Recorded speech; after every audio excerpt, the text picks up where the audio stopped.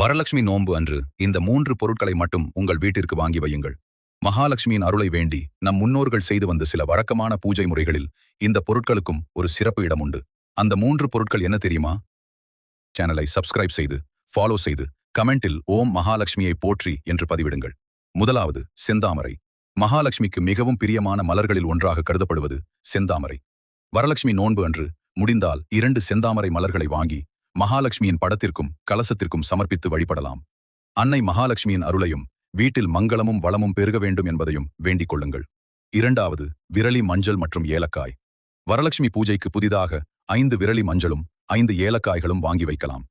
பூஜை முடிந்த பிறகு இவற்றை ஒரு சிறிய மஞ்சள் அல்லது சிவப்பு நிற துணியில் வைத்து முடிச்சிட்டு நகை மற்றும் பணம் வைக்கும் இடத்தில் வைத்து வீட்டில் செல்வமும் மங்களமும் நிறைந்திருக்க வேண்டும் என்று மகாலட்சுமியை மனதார வேண்டிக் கொள்ளுங்கள். மூன்றாவது கல்லுப்பு மற்றும் பச்சை கற்பூரம். வரலட்சுமி நோன்பு அன்று ஒரு புதிய பொட்டலம் கல்லுப்பு வாங்கி வையுங்கள். அதை ஒரு சுத்தமான கண்ணாடி ஜாடியில் போட்டு அதனுடன் 2 பச்சை கற்பூரம் சேர்த்து வைக்கலாம். இதை வீட்டில் எதிர்மறை எண்ணங்கள் நீங்கி நல்ல ஆற்றலும் செல்வ வளமும் பெருக்கும். இந்த வரலட்சுமி நோன்பில் அன்னை மகாலட்சுமியை மனதார வணங்கி உங்கள் வீட்டில் மங்களம், நிம்மதி, வளம் நிறைந்திருக்க வேண்டும் என்று வேண்டிக் கொள்ளுங்கள். இந்த தகவல் உங்களுக்கு பிடித்திருந்தால் உங்கள் நண்பர்கள் மற்றும் உறவினர்களுக்கும் ஷேர் செய்யுங்கள். வரலட்சுமி தாயே துணை. ஓம் மகாலட்சுமியை போற்றி.